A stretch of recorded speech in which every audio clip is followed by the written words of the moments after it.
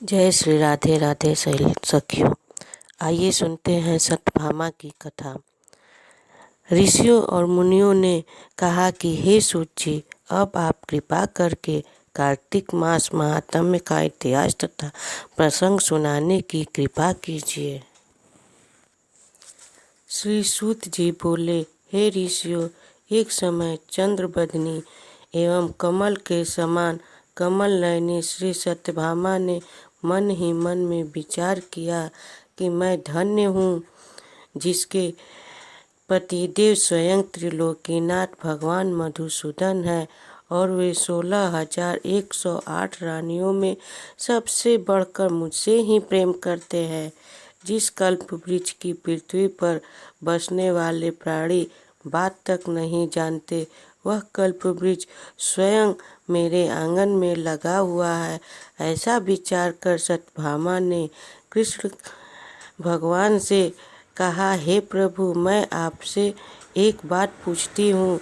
आशा है कि आप मेरे हित के लिए मेरी इस बातों का उत्तर देने की कृपा करेंगे।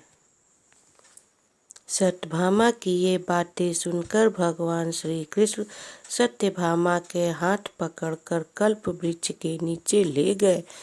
भगवान ने कहा, हे सत्यभामा, मैं अपनी सब रानियों में तुम्हें ही सबसे प्रिय मानता हूँ।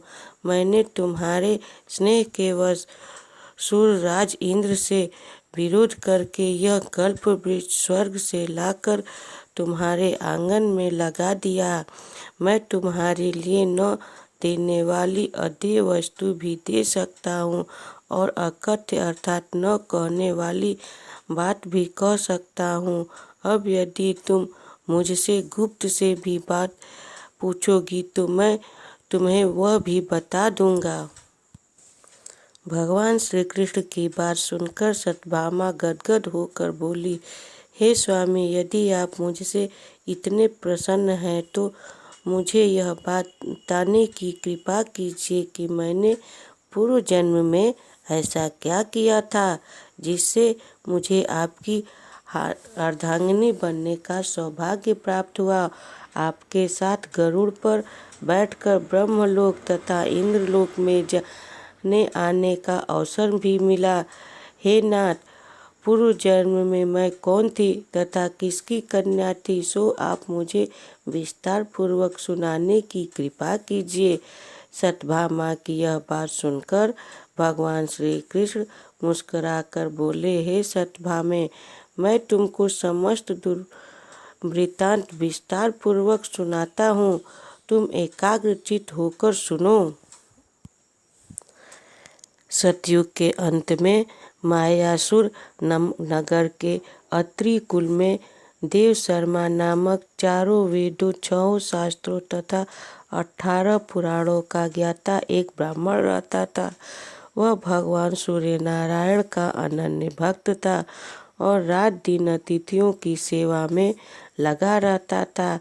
उसके कोई संतान नहीं थी। फिर बड़ी आयु में एक कन्या हुई जिसका नाम गुणवती रखा गया। देव शर्मा ने अपने एक शिष्य जिसका नाम चंद्र प्रकाश था के साथ अपनी कन्या गुणवती का विवाह कर दिया। चंद्र प्रकाश अपने ससुर को पिता के समान सेवा करता था।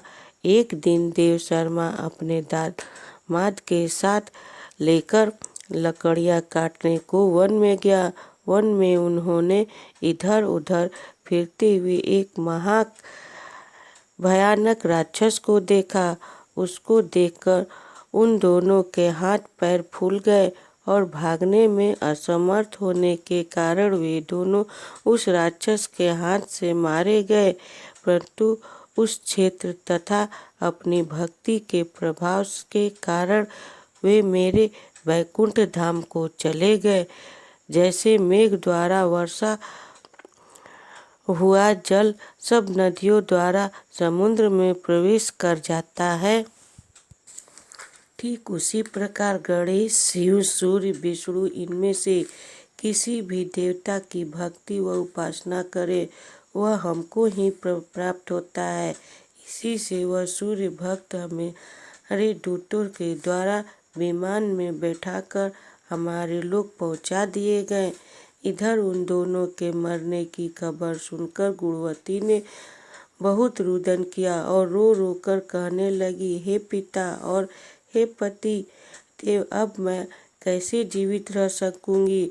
हाय हाय, तुम मुझे किसके भरोसे छोड़ गए। अब मेरे खान पान का प्रबंध कहाँ से होगा। हे तात, मेरा कौन ठिकाना है। इस प्रकार गुणवती विलाप करती हुई पृथ्वी पर गिरकर मूर्छित हो गई और जब चेतना आई तो घर का सब सामान बेचकर उसने अपने पति और पिता की अंत्येष्टि क्रिया की। फिर संसार से वैराग्य लेकर भक्ति में तत्पर रहने लगी। इस प्रकार करते करते कार्तिक मास आ गया। तब वह विधि विधान से कार्तिक मास का स्नान करने लगी और साथ ही साथ एकादशी का व्रत भी करने लगी। यह दोनों ही व्रत भगवान को अति प्रिय है तथा मुक्ति और ऐश्वर्य प्रदान करने वाले हैं।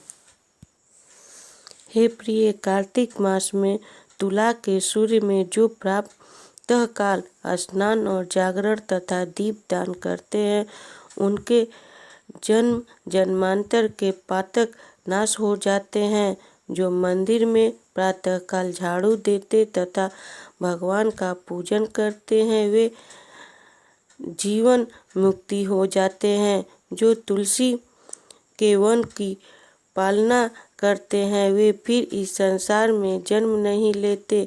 एक दिन गुणवती ज्वर से पीड़ित हो गई और असहनीय पीड़ा में भी दुर्बल शरीर होते हुए वह गंगा स्नान को कष्ट सहते हुए गई। स्नान करने को गंगा जी में प्रवेश करते ही मारे शीत के उसका सारा शरीर थर थर कांपने लगा और वह शिथिल होकर वहीं गिर पड़ी। उसी समय विष्णु भगवान के दूत सुंदर विमान लेकर आए और उसे विमान में बैठाकर विष्णु लोक ले गए। यह सब कार्तिक के स्नान और व्रत का ही प्रभाव था। त्रेता युग के पश्चात द्वापर युग आया तो पृथ्वी पर कंस और दैत्यों ने उत्पात किया। उस समय ब्रह्म और समस्त देवताओं द्वारा प्रार्थना किए जाने पर पृथ्वी पर भार उतारने के लिए मैंने कृष्ण अवतार धारण किया। उस समय जितने भी हमारे विष्णुगण थे, वे मेरे साथ में यादवों के रूप में ग्वाल बाल होकर पृथ्वी पर अवतरे। देव शर्मा जो तुम्हारा पिता था, वह भी पृथ्वी पर अवतरित हुआ। इस जन्म में देव शर्मा का नाम सत्राजित हुआ और चंद्र प्रकाश पृथ्वी पर जन्म धारण करके इस जन्म में अक्रूर जी हुए। तुम उस जन्म में गुणवती थी, अब तुम ही इस पृथ्वी पर जन्म धारण कर सत्यभामा हुई। कार्तिक के व्रत के प्रभाव से ही तुम हमारी प्रिय हुई हो। तुमने आजन्म तुलसी के वृक्ष की सींचकर उसका पालन किया, इसी से तुम्हारे आंगन में कल्प वृक्ष है। और कार्तिक मास में तुमने जो दीप दान किया था, इसी से तुम्हारे घर में लक्ष्मी का प्रकाश है। कार्तिक मास में व्रत आदि करके जो तुमने कष्ट सहन किया था, उसी से तुम मेरी अर्धांगिनी हुई। जो कोई कार्तिक मास में व्रत आदि करता है, वह मुझे तुम्हारे ही समान प्रिय होता है। हे प्रिय, अन्य दूसरे जप तप यज्ञ दान आदि कार्तिक मास के 16वें भाग के बराबर भी नहीं है।